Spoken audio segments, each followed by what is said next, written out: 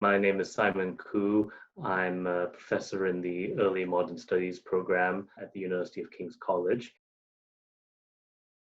Asia in the West, Centuries of Dialogue is a course that looks at the encounters between Western and Asian thoughts, Confucianism, Taoism, and Indian thought. Then it turns to Neo-Confucian synthesis, as well as early modern European encounters with Asian thought and with Asian culture. Final part of the course deals with modern Asian thinkers and their encounters with Western thought, Western culture, Westernization. The focus of the course is particularly on China, India, and Japan in relation to Europe.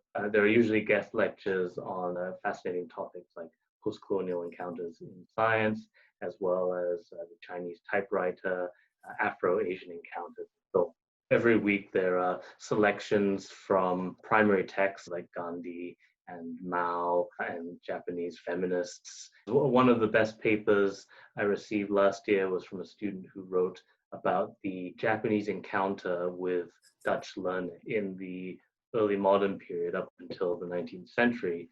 The Dutch were the only Europeans allowed to trade with Japan. From the Dutch, they learned about European scientific developments, but also artistic techniques.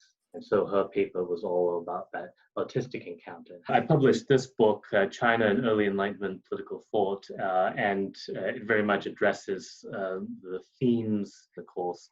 And I'm currently researching a sequel to that book on China and later Enlightenment thought.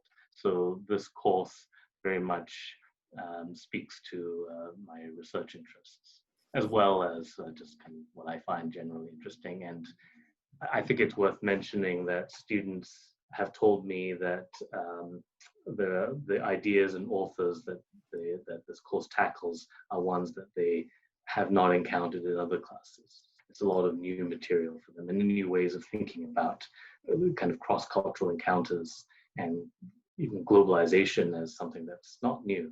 There are a couple of books I could recommend that very much intersect with the themes of the course. The Memory Palace of Matteo Ricci by Jonathan Spence.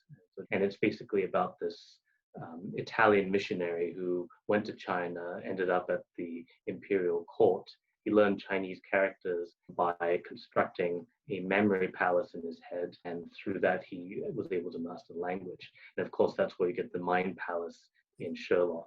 You have to have an amazing intellect to do that. Another book I might recommend is Imperial Twilight. It's all about the Opium War between Britain and China, and gives a very different story of the Opium War than we're used to hearing.